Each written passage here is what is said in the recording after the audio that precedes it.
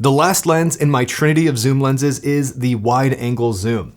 I've been deciding if I want to go with the 16-35 GM version 1 or the version 2 for a while now. I've had a chance to finally get a hold of both of them, and here are the tests that I did to come to the conclusion of which one of these lenses is best for me. Since these lenses are pretty expensive, the first thing that caught my eye was the price. If you have to buy these lenses brand new, the GM2 definitely makes more sense in my opinion. Spending the additional $400 may seem like a lot, but when you're already spending $1,900 on the version 1 or $2,300 on the version 2, I would say go for the latest and greatest and save up if you can. It gets more interesting looking at the used version 1s coming in at $1,300 to $1,000 depending on the condition. Or if you have a version 1 already, is it worth upgrading to the version 2? This is $1,900, this is $2,300. Let's keep that in mind as we go through the specs. First up, price and specs. Here is a spec table if you want to pause and compare the specs. The ones that jumped out to me were price, size, weight, minimum focusing distance, autofocus motors, and the iris ring. For the physical differences between the GM1 and 2, the GM2 is almost half an inch smaller and it weighs 0.3 pounds less than the version 1 does. While you can tell a difference when they're right next to each other, if you didn't have these right next to each other, it may be a little less obvious. If the GM2 had a 77mm front thread, I think you would see more of a size difference and it would be more dramatic. If you have a version 1, the version 2 is almost the same size as the version 1 at 16mm. Both of these lenses extend when you go wider on the focal length, and they get smaller when you go towards 35. The GM2 has an iris ring, and I really enjoy using this on my FX6 because it's kind of a pain in the butt to quickly change the iris in the middle of a shoot. But on my FX3 and my Sony Alpha cameras, I really don't use this iris ring a whole lot. So this may be less of a big deal for you if you use both of these on the Alpha cameras or the Sony FX3 or 30.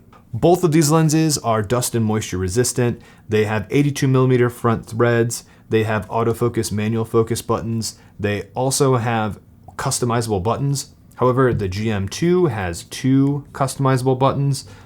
Really, an additional customizable button isn't that big of a deal for me. One of the biggest concerns for me between these two lenses was the autofocus. The version 1 has 2 direct drive autofocus motors, while the version 2 has 4 XD linear motors. So instead of just assuming the GM2's motors are good, let's go out and do a quick autofocus test and see how these perform in daylight and low light to see if there's any differences. Autofocus test with the 16-35 GM2. This is at 2.8 and we're using face detect.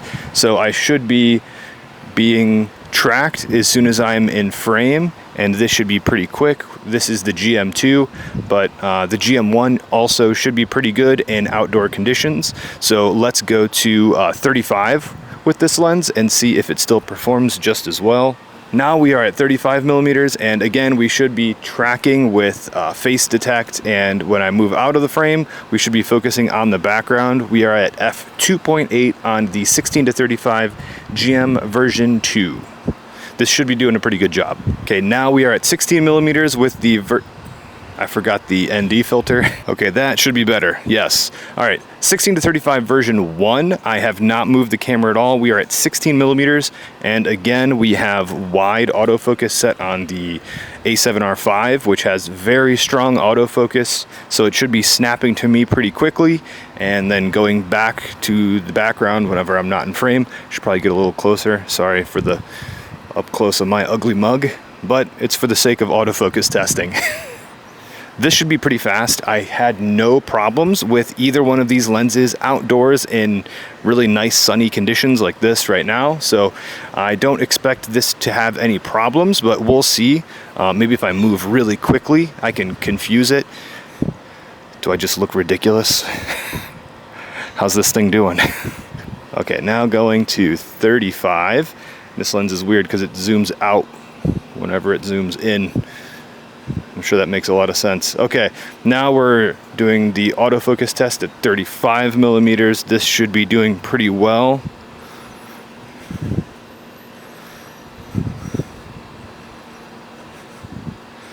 I just realized I don't have any corn on my squirrel feeder. These are both G Master lenses, so we should be tracking really well. Now I will take this back to my computer and see how it did. While we're taking a look at the low-light autofocus tests, I'm going to take a moment to thank this video sponsor, Artlist. Artlist has a vision to give creators everything they need to create amazing videos, and now they're offering an AI voiceover feature, specifically made for video creators. Artlist has a range of different AI voices to choose from. From aspirational and informational voices to inspire your audiences, to soft whispers for building suspense, intrigue, and interest. The process of creating a voiceover is as easy as selecting a voice, adding text, customizing the voice if you want, then pressing generate. You'll get a downloadable audio file that you can use in your videos that's covered by your Artlist license. It's also pretty quick. Each of my voiceovers took about 10 seconds for a sentence or 30 seconds for a few paragraphs.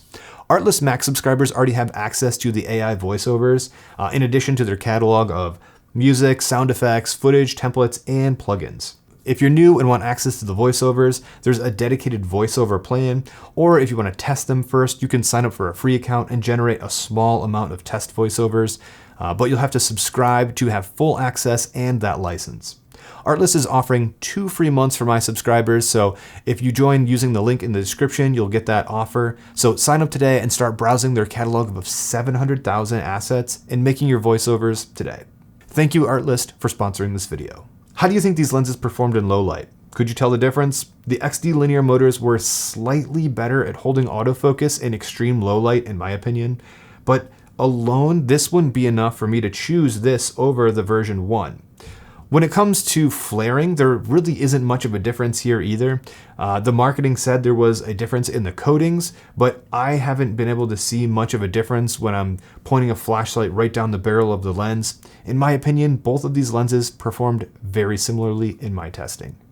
The Sony marketing also said the bokeh was improved, which is true if you're really zooming in and looking at them side by side. Overall, I feel like the improvement was pretty small here. Whenever I'm testing lenses, there are a few things I look for. Typically shooting charts and using it in the real world for this. I'll save you the boredom of the charts, and here are the results that I got. For the 16-35 GM1, there is heavy distortion at 16 millimeters, and there is vignetting at f2.8. By f4, the vignetting is gone, but the distortion is still there. For sharpness, the center is sharp wide open, while the edges are still sharp at 100%, but zooming into 300%, they're a little bit soft, but they do clean up by f3.2. This is very picky, and you'll notice the vignette and the distortion are much more distracting than the very minor soft edges of the 16-35 GM1. For the 16-35 GM2, I was really surprised that the vignetting at 16 millimeters wide open, there really wasn't any. These lenses were shot in the same lighting, and the GM2 had significantly less vignetting than the one wide open.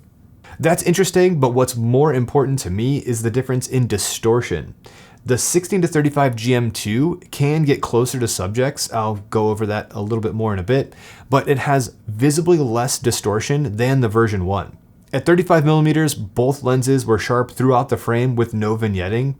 The main difference at 35 millimeters here is the difference in minimum focusing distance between these two lenses, which brings me to my next part. When it comes to minimum focusing distance, the GM1 can focus up to 11 inches away from the sensor, while the GM2 can focus 8.6 inches away from the sensor, which is 2.3 inches, which may not seem like much, but it makes all the difference, especially at 16 millimeters.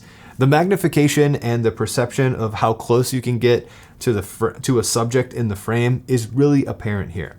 16-35 GM2 at the minimum focusing distance, we're focusing on the front of the lens, and focus breathing compensation is off, so let's focus rack and see if we have any focus breathing happening here.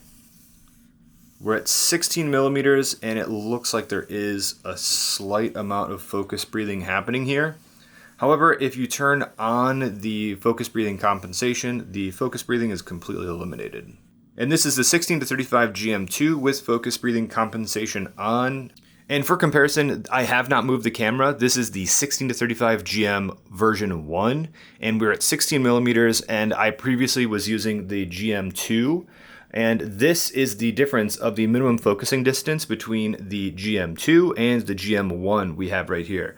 Let me scoot this back so everything is in focus. And right here, this was not something that I was expecting. If you want the closest results, you're going to have to use the GM2 version. But if this doesn't really matter to you and you want to save a little bit of money, this could be another reason to go with the version 1 of the 16-35. Now we have focus breathing compensation turned off, and we can see that there is more focus breathing happening here. Just looking at the grid on my light over here, we can see that this lens does seem to have more breathing than the version 2, but the version 2 is more expensive and newer. Then again, both of these lenses are compatible with Sony's lens breathing compensation though. At 16mm when you're close to your subject, the version 2 will allow you to feel like you're closer and that the subject is bigger in the frame than the version 1. If you're farther away, this is less noticeable, but if you're up close, the extra magnification of the GM2 is noticeable. When it comes to which of these lenses I would choose, I thought this was going to be a no-brainer for me. A slightly used GM1 that is $1,000 less than the new GM2 sounded like a great deal. And if you're only looking at sharpness between these two lenses, there's actually very little difference here. But the differences are when you take into consideration the vignetting, the distortion correction, the minimum focusing distance, the aperture ring, and the size and the weight. It's smaller and lighter. There's a lot of improvements on the GM2 that add up to just make it worth the extra price over the version 1. I still don't think the version 1 is obsolete or anything. It's still a great lens, and if you don't shoot close-up shots, you may not notice much of a difference if you're shooting these two lenses side by side. And if you're using autofocus in good lighting, you will not notice a difference between these two lenses in my testing. Is it worth upgrading from the version 1 if you already have this lens? Maybe if you want to take advantage of the size, weight, and the distortion correction and the vignetting and magnification.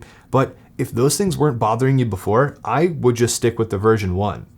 While I thought I was going to get the 16-35 GM1, the slight upgrades to the version 2 are enough for me to save up the difference and just get the version 2. I understand this decision isn't going to be for everyone, so what would you choose between the version 1 and version 2 of the 16-35? Let me know in the comments down below. And thank you guys for sticking around to the end, and I'll see you in the next one. I just got done filming that video and I realized I didn't turn my backlight on. Oops.